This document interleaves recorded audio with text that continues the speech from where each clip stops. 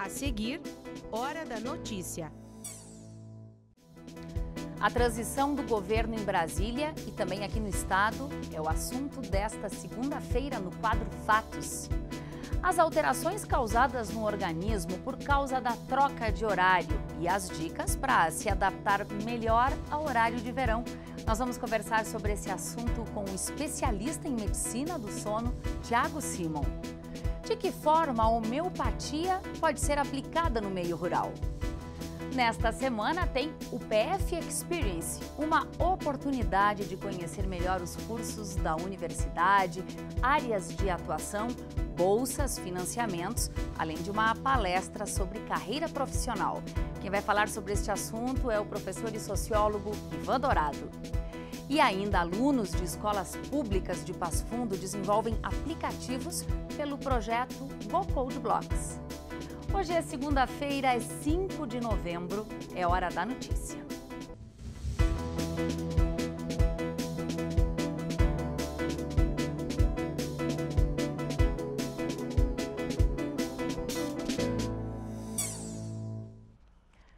O semelhante cura o semelhante.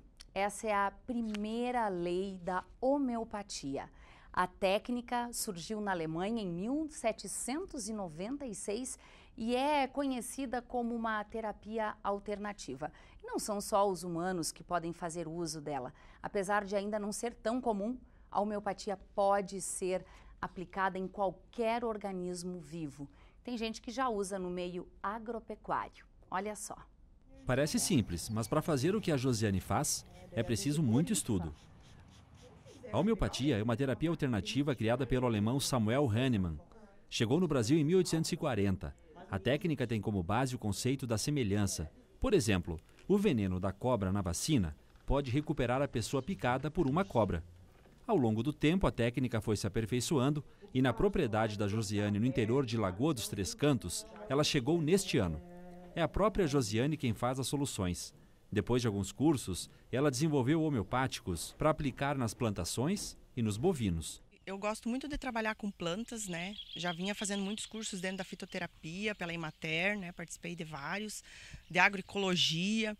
Aí, a partir disso, eu fui apresentada à homeopatia. Então, assim, a homeopatia veio hoje para trabalhar muitas questões que aqui dentro da nossa propriedade, assim, a gente sentia que tinha alguma coisa para ser feita, que teria que se resolver coisas que não se encaixavam mais, sabe?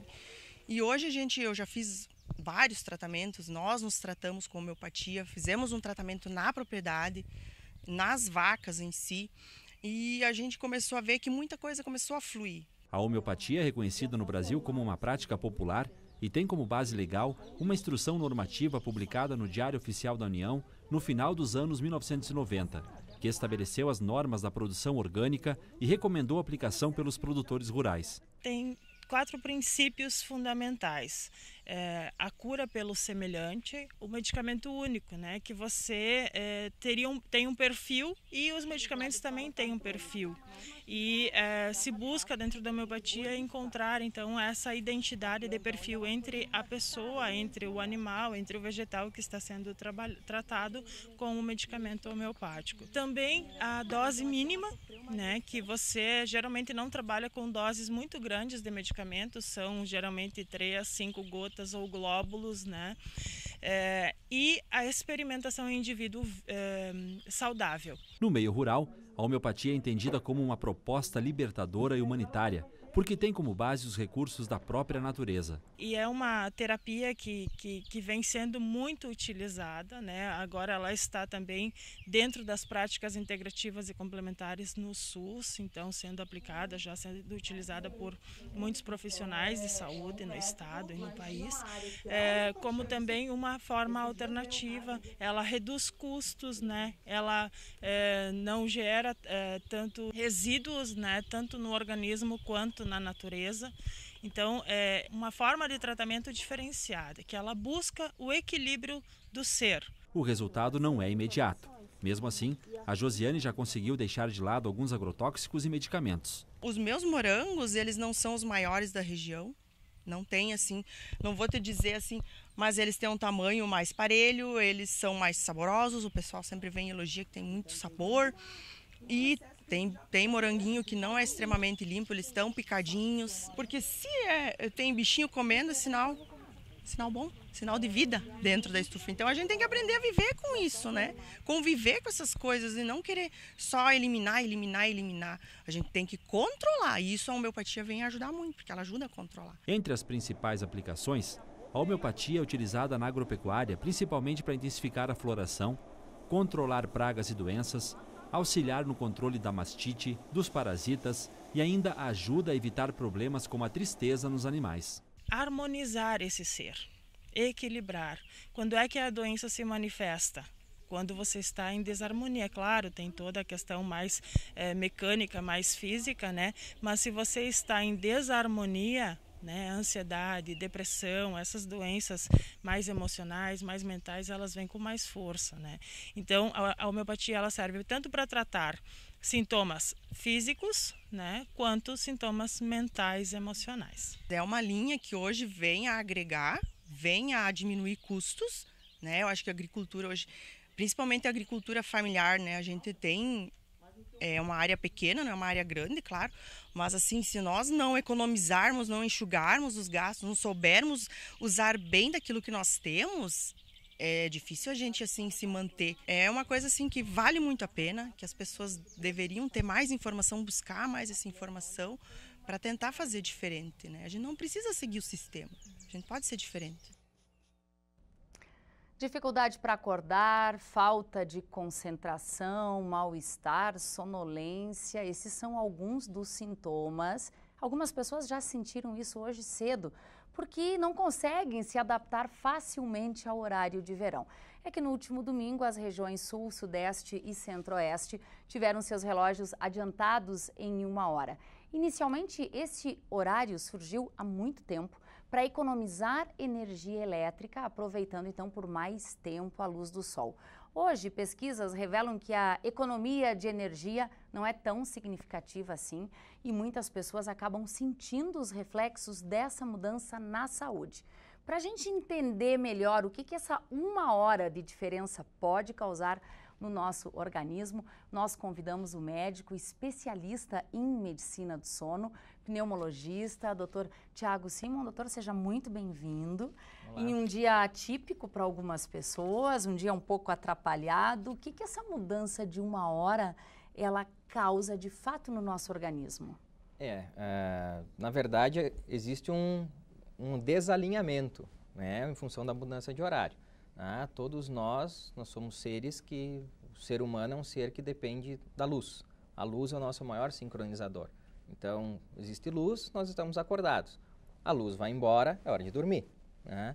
E quando existe essa mudança brusca de 1 hora, algumas pessoas sentem um pouco mais essa diferença, né? Porque elas acabam tendo que dormir 1 hora a menos, né? E para muitas pessoas 1 hora a menos faz falta. Então, pode dar esses sintomas como tu falaste, baixa produtividade, sonolência, dificuldade para acordar, e também algumas, infelizmente, não percebeu isso nessa troca desse ano, pode até número aumentado de acidentes de trânsito, acidentes de trabalho, até por causa dessa sonolência que fica em função dessa 1 hora que a pessoa dorme menos. Um estudo recente mostra que praticamente metade das pessoas, pelo menos do norte do país, não se adapta bem, não aprova o horário de verão. Foi feito um levantamento com 12.500 pessoas, né, do Brasil inteiro, no ano de 2017, sobre a mudança, perguntando se eles tinham alguma dificuldade com essa mudança de horário. Em todo o país? Em todo o país. E 45% das pessoas tiveram pelo menos uma queixa. Então, isso acaba refletindo, pode ter um reflexo negativo, né? Não só na saúde, mas na produtividade. Agora, interessante é que o horário de verão surgiu antes mesmo da energia elétrica, não é, doutor? Isso, né? Ele foi inicialmente proposto, ele foi por Benjamin Franklin em 1784, quer dizer, antes da descoberta, o próprio Franklin descobriu a energia elétrica, na época já era uma tentativa de economizar velas, né? Mas o horário de verão foi plenamente difundido mesmo a partir da Primeira Guerra Mundial. A Alemanha foi o primeiro país a oficialmente instituir o horário e vários países seguiram isso. Hoje, cerca de 70 países adotam horário de verão. a adaptação varia de pessoa para pessoa e não tem um fator em específico que faça com que alguns se adaptem mais ou menos, doutor, ou existem predisposições? Existem predisposições. O nosso corpo, né, ele tem um relógio biológico interno, que é quem regula o nosso horário de dormir, de acordar, de sentir fome, que é regulado por alguns hormônios. A melatonina, que é o hormônio que ele começa a aumentar quando o sol cai, quer dizer, sinaliza que é horário de iniciar a dormir. O cortisol, que é um hormônio que ele ajuda, tipo assim, está na hora de acordar. E então pode existir essas diferenças. Então cada pessoa ela tem um cronotipo que a gente chama. Existem as matutinas, que gostam de acordar mais de manhã, e as vespertinas, que preferem ir até mais tarde à noite. Esses vespertinos são os que têm mais dificuldade de adaptação, porque eles têm 1 hora menos de sono. Não é necessário algum tipo de medicação? Não, via de regra não, a menos que a pessoa não consiga se adaptar mesmo, aí tem que ser avaliado caso a caso. Tempo de adaptação varia, mas 2 ou 3 semanas teriam que ser suficientes, doutor? Menos até. Tem pessoas que em um dia adapta. Tem pessoas que levam 7 dias, a média de 7 a 14 dias. Quais as recomendações, então, para a gente concluir aqui, doutor Tiago, que podem ser praticadas já a partir de hoje, para quem sentiu dificuldade em acordar hoje pela manhã? Como muda o horário, né, então os nossos horários sociais precisam ser alterados também. Então, o nosso horário de almoçar, de jantar, das refeições, por exemplo, deve ser alterado. Se antes de mudar o horário eu almoçava ao meio-dia, eu devo voltar a almoçar ao meio-dia. Porque já para facilitar essa sincronização. O que pode ser feito também é dormir com a persiana aberta. Para quê? No momento que a luz do sol começa a entrar mais cedo, já sinaliza o nosso organismo que está na hora de acordar e que é um novo dia para poder trabalhar e produzir. Perfeito, doutor. Obrigada pelas orientações. Obrigado a vocês. Bom trabalho. Obrigado, igualmente. Tchau, tchau.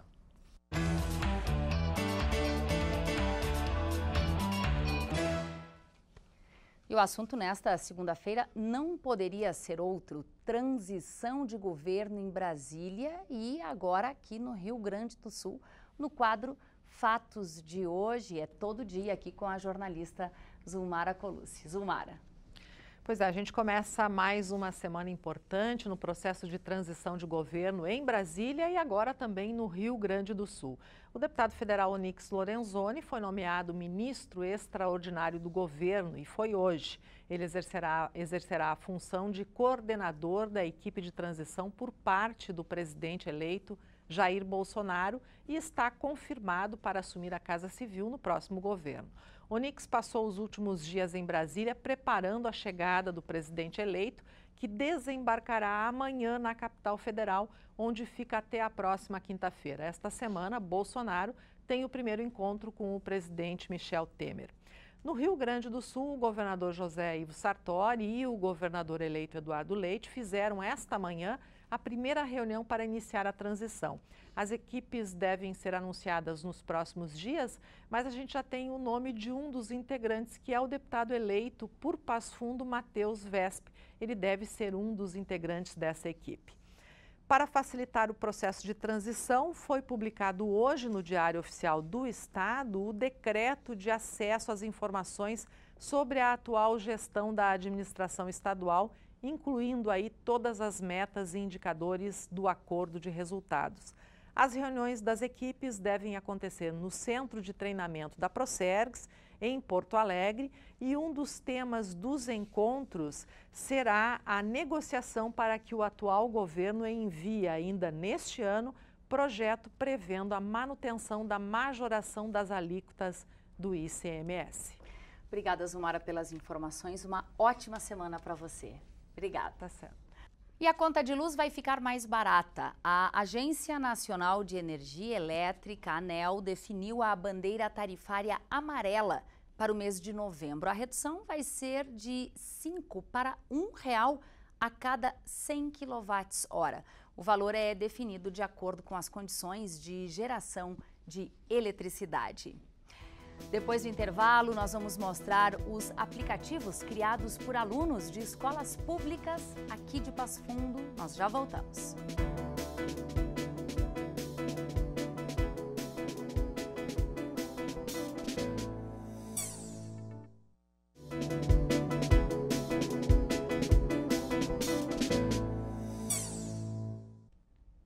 E desde a última sexta-feira, um novo semáforo está funcionando no cruzamento da Avenida Presidente Vargas, em Passo Fundo, com a Rua Albino Lazarete, no bairro São Cristóvão. Motoristas e pedestres que passam pelo local precisam, nesses primeiros dias, ter atenção redobrada. A semana começa com tempo seco e temperatura em elevação. A máxima fica perto dos 30 graus nos próximos dias. Confira.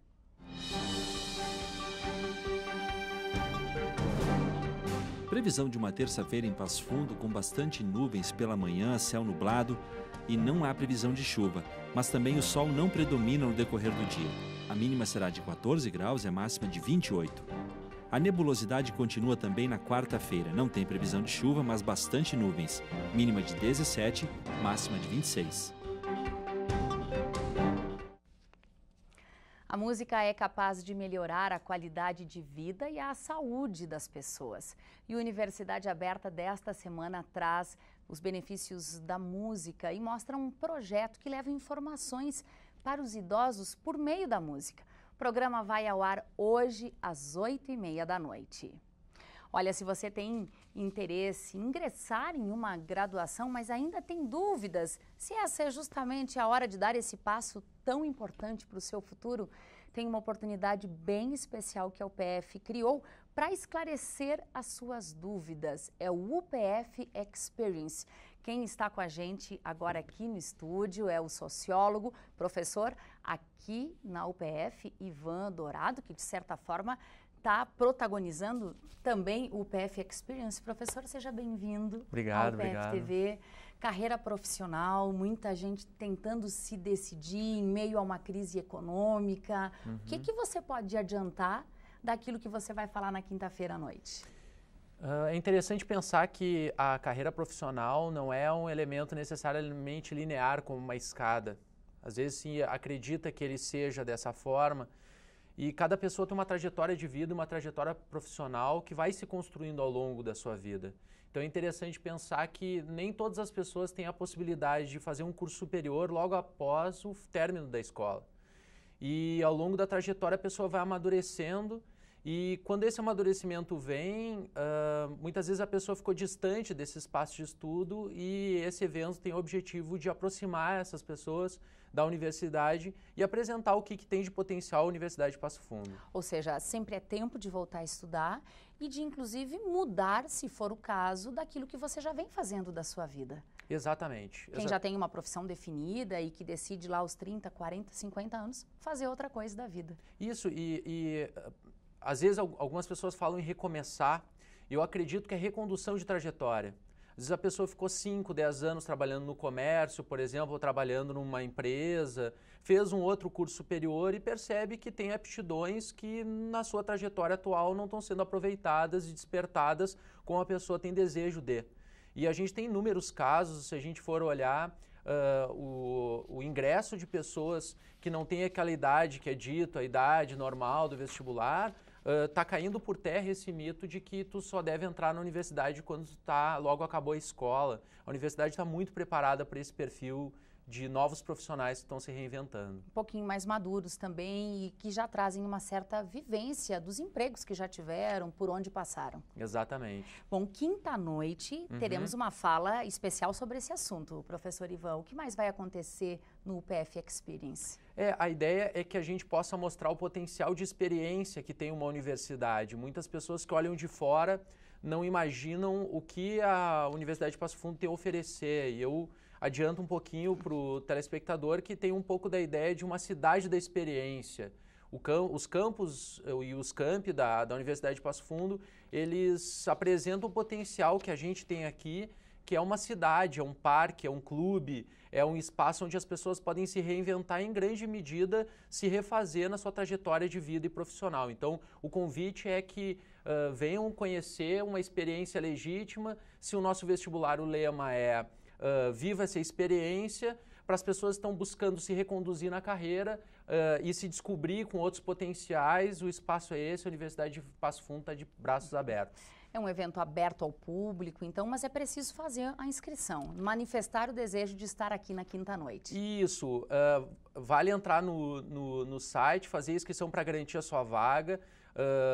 As vagas estão acabando, então é muito importante essa inscrição e vir preparado para a abertura e para viver uma experiência nova e, quem sabe, lhe conduzir a uma nova trajetória. E no mais a gente não pode contar, mas vale a pena reforçar que o portal da universidade, o endereço é upf.br. Aí você procura lá o UPF Experience, essa atividade de quinta-feira à noite que acontece em um dos auditórios da instituição, no auditório da FEAC. Isso mesmo. Professor, muito obrigada e sucesso. Perfeito, obrigada. Obrigada.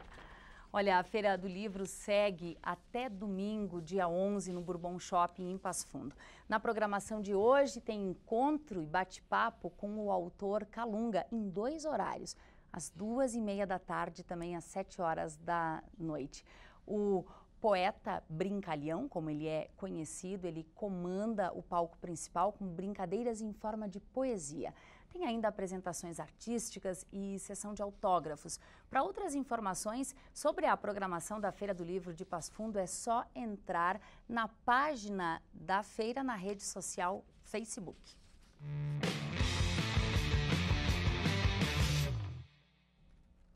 O Esporte Clube Gaúcho venceu o Soledade por 3-1 no segundo jogo das oitavas de final da Copa Vianney Carlet.